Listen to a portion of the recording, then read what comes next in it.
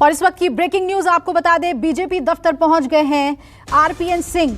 कांग्रेस से उन्होंने इस्तीफा दे दिया और आज औपचारिक तौर पर बीजेपी में शामिल हो जाएंगे। और आरपीएन सिंह बीजेपी दफ्तर पहुंच चुके हैं। थोड़ी देर में ही सारी औपचारिकताएं पूरी हो जाएंगी और बीजेपी के हो जाएंगे कांग्रेस के आरपीएन सिंह। तो दिल्ली में बीजेपी मुख्यालय पहुंच चुके हैं आरपीएन सिंह। भारतीय जनता पार्टी की सदस्यता आज आरपीएन सिंह ले लेंगे। तो 4 दशक की राजनीति के बाद बहुत ही बड़ा फैसला आरपीएन सिंह ने लिया है और ठीक यूपी चुनाव से पहले इस फैसले को बीजेपी के लिए एक मास्टर स्ट्रोक माना जा रहा है। तो आपको बता दें कि बीजेपी मुख्यालय पहुंच गए हैं आरपीएन सिंह। थोड़ी देर में ही पार्टी की सदस्यता वो ग्रहण करेंगे। और ये देखिए, ये ताजा तस्वीर आपको दिखा रहे हैं जब आरपीएन सिंह पहुंच गए हैं बीजेपी दफ्तर।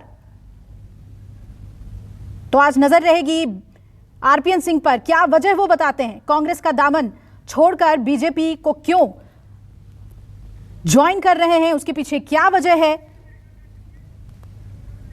और कुमार गौरव मेरे सहयोगी जुड़ रहे हैं। कुमार, पहली तस्वीर हम अपने दर्शकों को दिखा रहे हैं। आरपीएन सिंह बीजेपी दफ्तर पहुंच गए हैं। सारी औपचारिकताएं आज पूरी हो जाएंगी।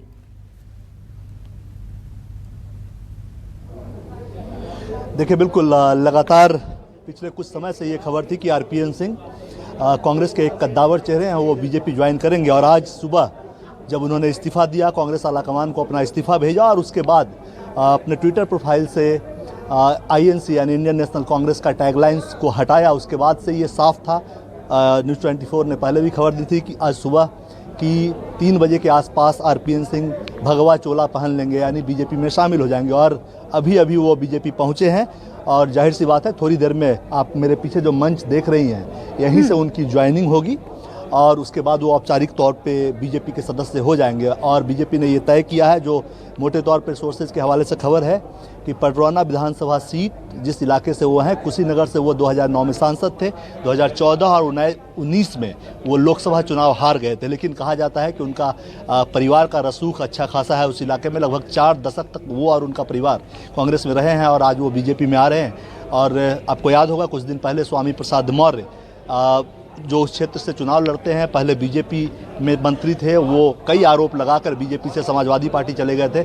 उनके खिलाफ पडरौना से आरपीएन सिंह को बीजेपी उम्मीदवार बनाएगी और उनके साथ साथ 2-3 और उनके जो सहयोगी हैं उनको भी आसपास की कुछ सीटें दी गई है। ये डील हुई है बीजेपी और आरपीएन सिंह में। और उसके बाद अभी जो तस्वीर हम लोग दर्शकों को एक्सक्लूसिव तस्वीर दिखा रहे हैं, वो उनके बीजेपी दफ्तर पहुँचने की है। यानी कि अब वो मन बना चुके हैं, सब कुछ साफ है, सब जो डील्स थी वो हो चुकी है और अब कुछ देर में वो बीजेपी के सदस्य हो जाएंगे। कुछ देर में भगवा चोला वो पहन लेंगे और उसके बाद आप देखेंगे कि विधानसभा चुनाव में पडरौना सीट से स्वामी प्रसाद मौर्य के खिलाफ वो चुनावी ताल ठोकेंगे। जी बिल्कुल कुमार, और उनका देखिए स्टेटमेंट भी हम इस वक्त दिखा रहे हैं जो उन्होंने ट्वीट किया है बीजेपी के लोगों के साथ। उन्होंने प्रधानमंत्री का शुक्रिया करते हुए कहा है कि माननीय प्रधानमंत्री नरेंद्र मोदी जी, बीजेपी के राष्ट्रीय अध्यक्ष जेपी नड्डा जी और माननीय गृह मंत्री श्री अमित शाह के दूरदर्शी नेतृत्व और मार्गदर्शन में राष्ट्र निर्माण में अपना योगदान देने के लिए तत्पर हूँ।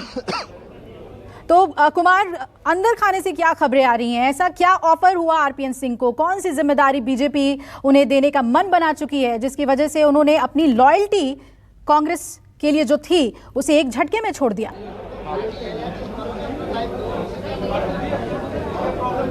देखिए, एक झटके की बात नहीं है ये। लगातार पिछले लोकसभा चुनाव के दौरान भी आरपीएन सिंह के बीजेपी में आने की चर्चा थी, लेकिन बात नहीं बन पाई। शायद कुछ सीटों को लेकर उलझन रही होगी, क्योंकि वो कुशीनगर से ही चुनाव लड़ते हैं। 2009 में वो वहाँ से सांसद थे, उसके बाद केंद्र में मनमोहन सिंह सरकार में राज्य मंत्री बने थे।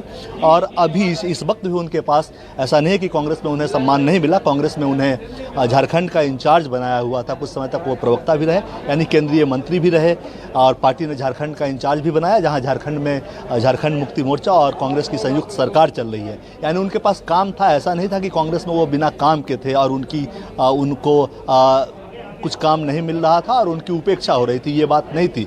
लेकिन हाँ, जाहिर सी बात है कि आज के दौर में अगर देखा जाए तो राजनीति सिर्फ जनसेवा की भावना ही नहीं है, राजनीति एक कैरियर भी है।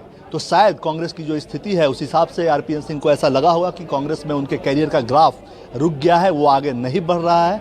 हो सकता है कि बीजेपी में आने से उनके कैरियर का ग्राफ बढ़े, और दोनों को ज़रूरत थी। ऐसा नहीं है कि सिर्फ आरपीएन सिंह को ज़रूरत थी। पडरौना विधानसभा क्षेत्र से चूंकि स्वामी प्रसाद मौर्य कई तरह का आरोप लगा कर गए हैं बीजेपी पे, और ओबीसी चेहरे हैं, स्वामी प्रसाद मौर्य भी और आरपीएन सिंह भी ओबीसी हैं, इसलिए पडरौना से बीजेपी को एक मजबूत उम्मीदवार चाहिए था। और शायद आरपीएन सिंह को ये लगा कि अगर मुझे यहाँ से उम्मीदवार बनाया जाता है तो मेरा कैरियर एक बार फिर उछाल ले सकता है, इसलिए अपने कैरियर को देखते हुए और बीजेपी को भी उनकी ज़रूरत थी। दोनों एक दूसरे के पूरक बने और आज वो बीजेपी में शामिल हो रहे हैं। उन्होंने अपने जो मैसेज दिया है उसमें भी लिखा है कि अमित शाह नरेंद्र मोदी जी के नेतृत्व में वो देश प्रेम और राष्ट्र को बेहतर बनाने के लिए काम करेंगे। तो जाहिर सी बात है, जब कोई भी आदमी लॉयल्टी बदलता है तो अब वो भाजपा की लाइन बोलेंगे, और उन्होंने अब से ज्वाइन करने से कुछ देर पहले से ही वो लाइन बोलनी शुरू कर दी है। तो कहीं ना कहीं एक बीजेपी को भी ज़रूरत थी अब कम से कम उस इलाके में, कुशीनगर इलाके में, पडरौना क्षेत्र में एक मजबूत चेहरा बीजेपी को मिला है। और जाहिर सी बात है, विधानसभा चुनाव में बीजेपी इसका लाभ उठाएगी, इसमें कोई दो राय नहीं है। और स्वामी प्रसाद मौर्य को पडरौना से कड़ी टक्कर मिलेगी आरपीएन सिंह से, ऐसी उम्मीद जताई जा रही है। और आरपीएन सिंह चुनावी मैदान में उतरेंगे, ये तय है। और शायद वो सब डील्स फाइनल होने के बाद ही उनको भी पार्टी से ये ऑफर मिला कि ठीक है, आपकी जो मांग है वो हम मान रहे हैं। उसके बाद आरपीएन सिंह ज्वाइन कर रहे हैं, यानी दोनों एक दूसरे के पूरक हैं। बीजेपी को भी उनकी ज़रूरत थी उस इलाके के लिए, उस ज़रूरत को आरपीएन सिंह पूरा कर रहे थे, और आरपीएन सिंह को भी लगा कि कांग्रेस में उनका ग्राफ नहीं बढ़ रहा है, इसलिए वो यहाँ आज शामिल हो रहे हैं।